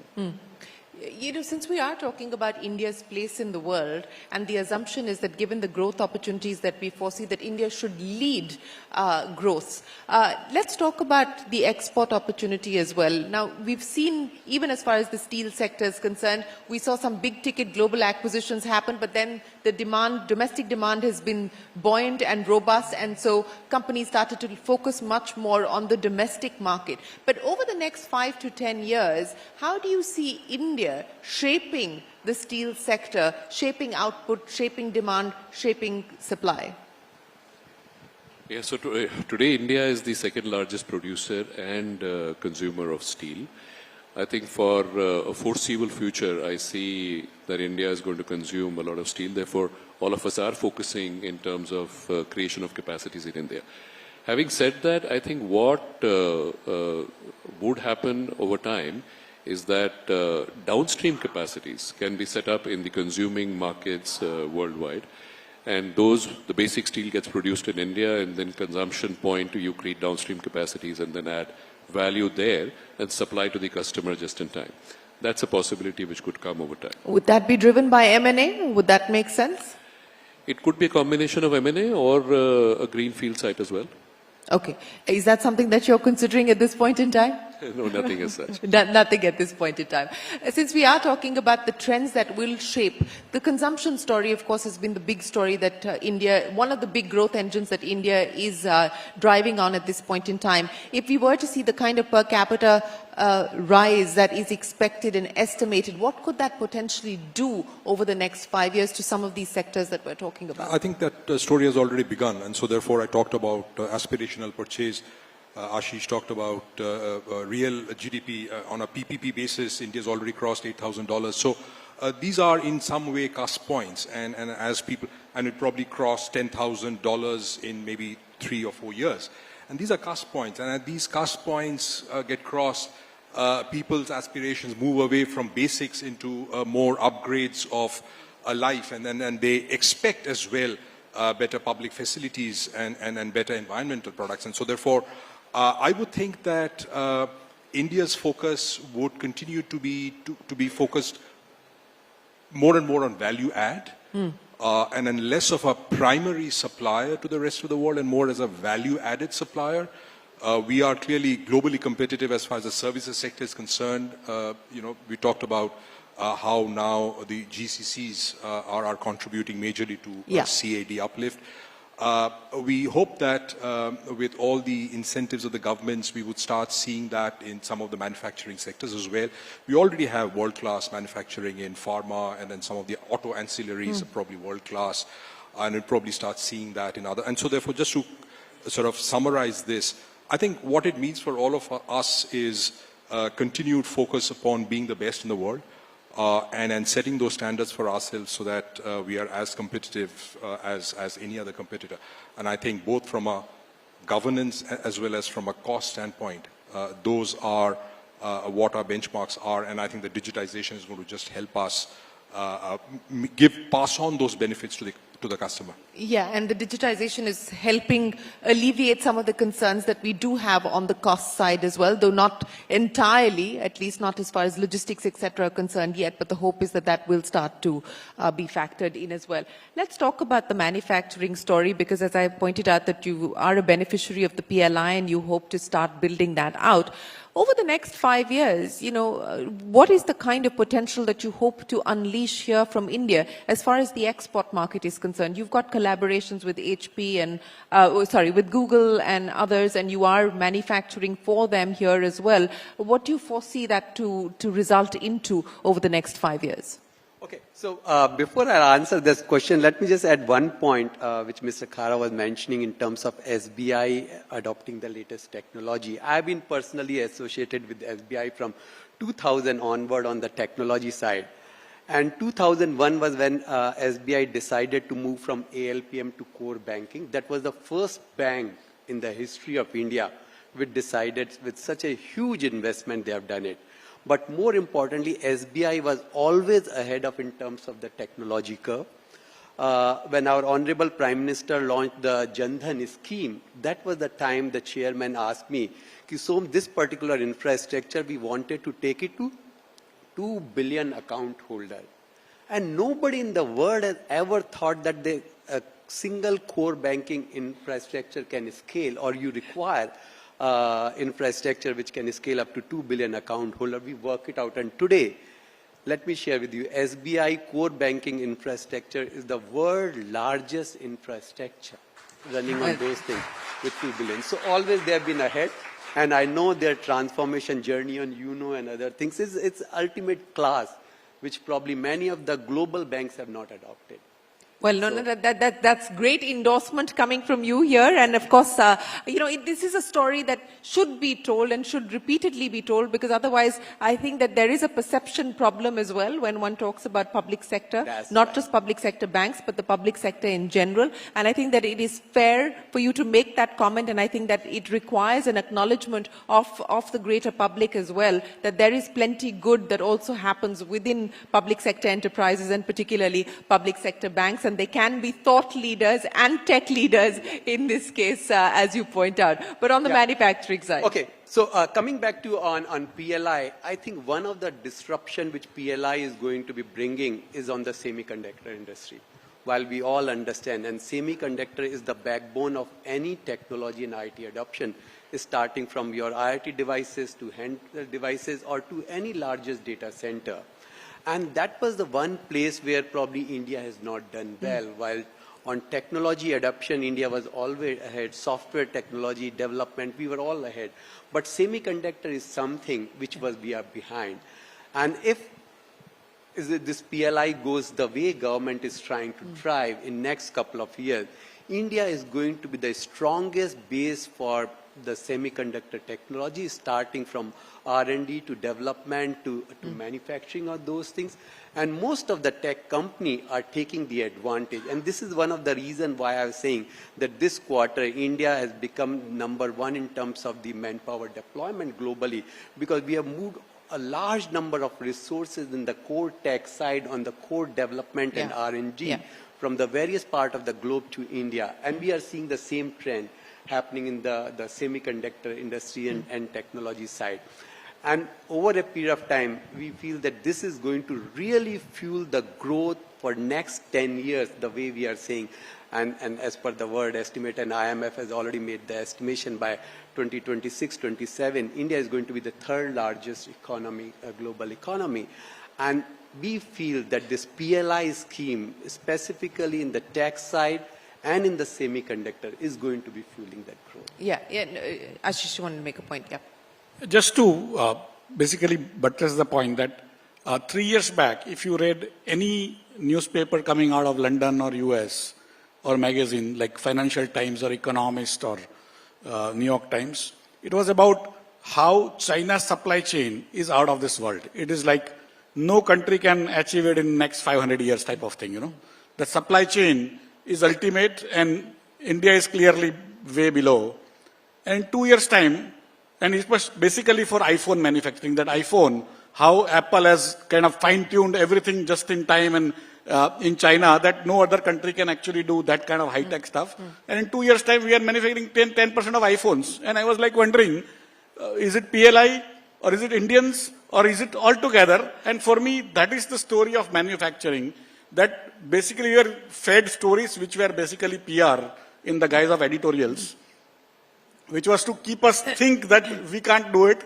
Now that whatever you call it, Atmanirbhar Bharat or PLI, or finally proof of pudding in the eating, that you are doing iPhone manufacturing increasingly every day, 8 to 10% already done. For me, that is the way I say that India has broken that. I don't know if it's fair to say that we were fed PR. The fact of the matter is that we've had the aspiration of taking manufacturing from 15% share of GDP to 20% plus share of GDP. We haven't done it in the past decade. The hope is now we're at an inflection point and we will get past that, because a lot of things have come together, including the fact that there is a move away from China. So we have to acknowledge that and put that on the table as well, which we are beneficiaries of today. So I think... No, but the fact is that it was being projected as if it cannot be done in India at all. Sure. And suddenly you are doing 8-10%. No, absolutely. Right? That point is taken. But Mr. Khara, let's address some of the immediate sort of issues that we will have to contend with. As I pointed out, the amendments to the insolvency code, which are still pending. And more importantly, the NARCL, the bad bank. I know that the government is also asking banks as to what the status is there and what the momentum on that is expected to be. Well, as far as two things, when it comes to the IBC code, I would say that it has gone through the evolutionary phase. There are not many countries in the history of all these geographies where the insolvency code has got stabilized to this extent in such a duration. The other important aspect which cannot be ignored is the fact that IBC code has created the ecosystem for resolution. IBC code also has brought in discipline among the corporates. It's no more a fiction that the control of an enterprise can be lost. It's a reality. So I think these are some of the intangible gains which perhaps cannot be ignored. Having said that, I must also mention that there is a continuous effort for evolving this code. There is a continuous effort in terms of bringing in the discipline for all the professionals who are involved into this, and if at all there are any sharper practices, they are very closely reviewed by the IBBI, and the necessary remediation is also initiated. The second question relating to NARCL. NARCL, again, all said and done, it operates in an ecosystem where some of the sharper practices of the legal system are still prevalent. Those are essentially in terms of the sharper practices adopted by various players who deal with the legal system. So I think with the passage of time, there is a NARCL is also in a position to cut on those kind of time delays, and we have started seeing the traction. And also the other fact remains that there is a movement of accounts from the banks to the NARCL, and there are always issues relating to valuation. Sure. So these are the kind of things which take some time. But having said that, though it was a late start, but things have started moving. So I would say that in all these things, these are the newer initiatives, which always takes its own time to stabilize. But once it stabilizes, it certainly creates value. Having said that, I must also mention, it's thanks to NARCL today, perhaps when the ARCs come and quote the value is still reasonable. It's not a throwaway value. Earlier, they were trying to acquire at almost the junk value, which is not the situation anymore. So I think even NARCL has also helped in terms of a better value discovery for the lenders. Okay. I think we've got the last few minutes, so let me try and get wrap-up comments from each of you. And Mr. Khara, I'll start by asking you and go back to my first question. Bigger and bolder, the bets that you're going to make. Your tagline says, banker to every Indian. Could that possibly change over the next 5 to 10 years? No, we are banker to every Indian, and we have to meet the aspirations, bigger and bolder aspirations of every Indian. So that is what I feel that we should be equipped. But bigger global aspirations? Of course. What could that result in? See, today, as far as our international banking operations are concerned, they contribute about 12% of our top line as well as about 15% of the bottom line. So if at all India becomes a leading economy in the globe with about 25% of the GDP coming from the exports, perhaps we will also be matching that kind of a number. So that very clearly means that we'll be meeting the aspirations of our global Indians. Domestic and global Indians will be local and global both. Well, banker to global Indians, perhaps that is what the tagline will evolve to. Mr. Satsangi, big and bold bets that you see yourself making over the next 5 to 10 years as a company and also for us as a country. Yeah. So for the company in India, let me just first answer that question, because we just finished our financial year this October, and we were all in senior leadership meeting in US, where the global 400 top senior leaders were there. To just give the perspective, the India geography was given the best performing geo for the for FY23 for the performance, and growth on all parameters. It's not only one particular segment. They take the criteria, 7-8 criteria, mid-market, SMB, enterprises, last customer, government, public sector.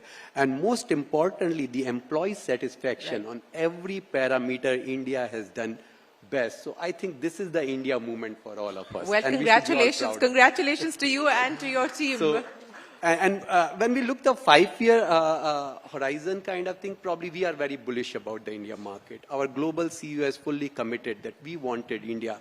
And today, almost every product and technology which are delivered by HP globally, it touches our Bangalore or Chennai or India headquarter kind of thing. And we are further developing those things. One of the big challenge, what we are seeing, and I'm sure the many of the other tech companies are seeing the skill gap kind of things, and we started working. Because one side we are talking about Gen AI and all, but the skill gap, and while we have got more than 65% our youth in the range of 30, 35-year age, they are all ready, they are the best talent, but are they ready to the skill which are required for the current and for next 5 years? That's where probably HP is today focusing, that how we can ensure that the next generation of youth can be trained and reskill in the purpose so that we can consume in the tech side. And that's where we are going to be putting a lot of focus for next couple of years. And I would imagine that that's going to be a focus of many private sector enterprises as well as the government. Ashish, milestones that you hope to clock over the next 5 years, market share, turnover, what is it that you believe you're going to be able to do? I think in a way, NSE on many days does 45% of all trades in all exchanges put together in the world. In terms of number of trades, I think we are probably 20 times larger than New York Stock Exchange now. So that is the kind of numbers we are in. Now, how much you can go beyond? But given the fact that we have reached 8.5 crore direct investors and 5 crore households, we have now 20% women in terms of our 8.5 crore unique PAN number having investors. So we have to go higher in the number of women participating. But out this 5 crore investors, 5 crore households is around 18% of India's total households. We have to ramp up to 50%. And we have reached literally every pin code in India except 33. In next 6 months, we will be there in all the pin codes. It's like electrification. We will be marketization of India. That will be complete. At least we will be having at least one investor in all pin codes in next probably 6 months to a year max. And our aim as a frontline regulator is to provide a uninterrupted markets which are well regulated, and we shouldn't get excited. All of you should get excited on India's prospects. Thank you. No, absolutely. There is plenty to be excited about, and maybe you can help electrify his dreams as well, Mr. Singh. Yeah, we are here.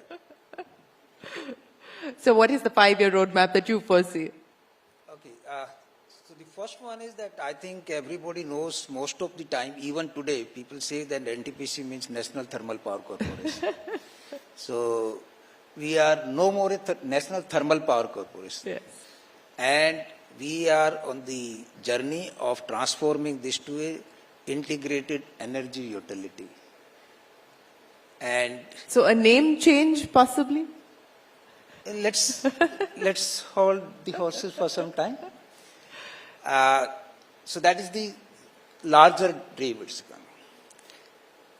The another one is that in next 5 to 7 years, I think our fossil fuel and non-fossil fuel capacity should be almost equivalent. That's the another bigger target which we are taking. And we are quite enthused by the policies what is being taken. And like I just bring Dr. Joshi just mentioned about the DISCOM, I think in Pune. And that's a very, very good sign. Today we are having almost 18% in the energy basket, 18% is electricity. And by 2030, if it is not going by 30%, but I think we will be around 23, 24%, 25% in that. As of now, we supply 1/4 of the electricity to the country. So maintaining that kind of market share, rather exceeding, I think that will be a kind of the challenge what we would like to take. And through that, as our tagline is, that powering nation's growth. So we will be all doing everything possible that whether it is going to, for the energy security, whatever is the most optimal solution for the country, keeping the climate change and the transition into picture. Well, powering India's growth, powering many dreams, that's the continued mandate as far as NTPC is concerned, not just a thermal power company. He will have you know that, Mr. Acharya, the 5-year roadmap for you and for the country. Yeah, so I think if I look at it the decade, let's say the next 7 years, I think we see India as a powerhouse of manufacturing. As the economy grows, I think there is a tremendous thrust on infrastructure and manufacturing, including the energy transition piece, which he talked about. So huge consumption of steel is going to be required for all this infrastructure, manufacturing, energy transition. And on top of that, the consumption piece is going to really grow in leaps and bounds. Why do I say that? Is because today the per capita income, let's say, is $2,500, $3,000, as we discussed, more than doubling by the end of this decade. And if the economy triples to 10 trillion, which we were discussing just a little while back, there is a huge potential for the consumption to go, which means automotive, which means housing, which means appliances, which means packaging, which means transportation, and for everything you require steel. So as far as we are concerned, we are trying to say that we become one of the premier suppliers of steel in the country. We have access, as a country we are lucky because we are able to now get the best technology available in the world to India and make world-class steel. There is no compromise, and as Ananda was rightly saying, I think we are today capable of producing the best there can be. So in terms of special steels, in terms of value-added steels, whatever you say, I think we will be in the best place there can be. Well, that's good to hear, and the applause tells you that that's a vote of confidence as well. I'll give you the final say. Well, I think from a service sector perspective, obviously digitization and use of AI in decision making is going to be key for us. I think in the rating industry or in any analysis, and I think the media does a tremendous job of bringing the events, at our doorstep on a real-time basis. And our job really is to be able to assess that again on a real-time basis. And over the next 5 years, we'd continue to invest in these tools, which helps the analyst decide which of these inputs to proceed upon, which one could possibly be positive, which one is negative, maybe a first cut analysis, so that we are able to react as quickly to the market. So I think that would, and in AI in some shape, Fitch has already started investing in that. I think those would possibly transform our industry. And the country? I think two or three things. I think the big themes that are playing out is the whole energy transformation that I think would continue, and the common theme here has been infrastructure and consumption, and that with the government's priority of getting those benefits available to everybody. I think equitable growth. I think that is something is I'm sure everybody's wish list. Absolutely. It's not just that we aspire for double-digit growth, but we aspire for hopefully far more inclusive and equitable growth as well, because that will truly power the dreams of more than 1 billion people in this country. Ladies and gentlemen, as is very evident from what you've heard from our eminent speakers today, there is a sense of renewed vigor, there is a sense of renewed confidence and optimism about the strength and the resilience of the India story.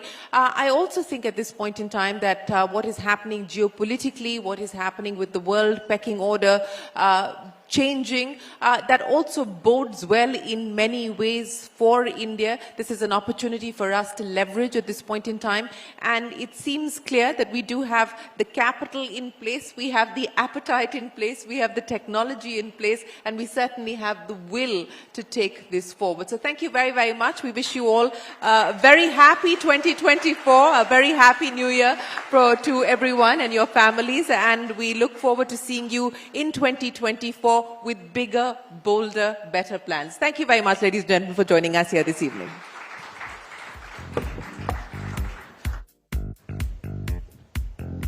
Thank you. That was a wonderful session and presented a lot of ideas for all of us here to really think about. But I do request all of you to stay on a bit longer so that Mr. Khara can give away a small memento.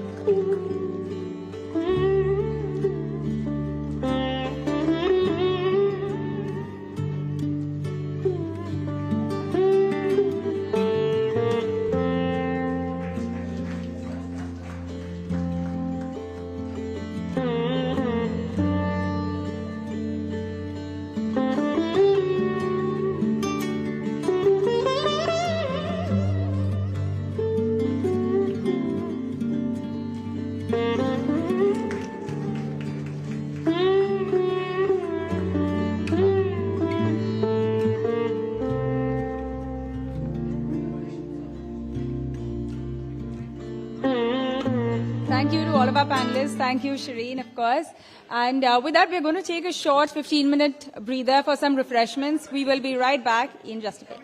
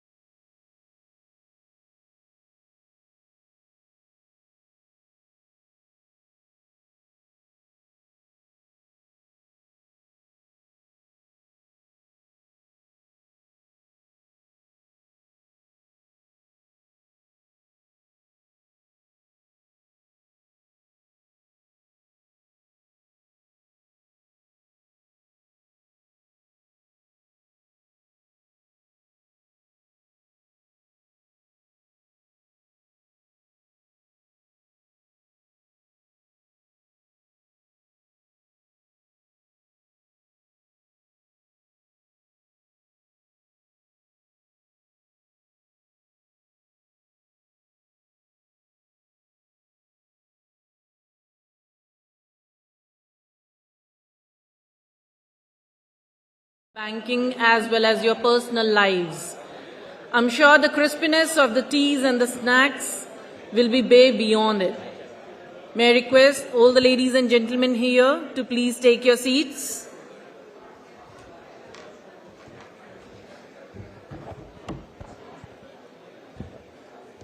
Welcome back, ladies and gentlemen. I know we've had already a string of interesting conversations through this evening, but it is now my pleasure to introduce our next guest for an address which is centered on a favorite. We're going to talk about cricket and the rise of brand India. So this is one that I'm sure you guys will all want to sit down for. Please be seated while I welcome on stage VVS Lakshman, former Indian cricketer. He's also been a coach, a commentator of this sport as well. Mr. Lakshman, let me please hand it over to you.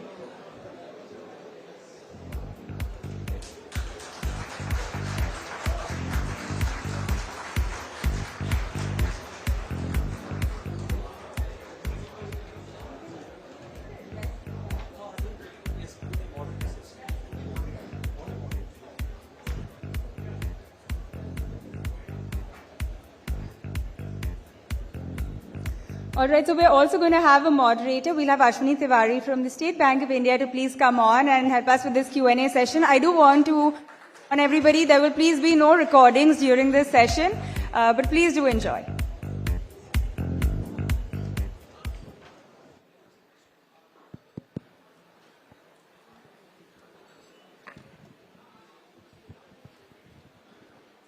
Yeah, good evening, everyone. Can I request everybody to settle down, please? This session will take you away from the depths or heights of economics, financial services, banking, and the India story to something which is very, very close to all of our heart. And we are very fortunate to have Mr. Lakshman with us. I had a brief conversation with him before this event and yesterday as well. And his only comment was, you can ask any question. So I wanted his comfort, but he was very kind to say any question. So I'll straight away start. He doesn't need an introduction. I mean, I'm sure that being part of the fabulous fourth generation of the Indian cricket team, he doesn't need an introduction. But I'll start with something which was slightly offbeat. As you may know, both his parents were doctors, and he had got admission into a medical school. So my first question is, how easy or difficult for you was to convince your parents to let you leave a medical school and join cricket?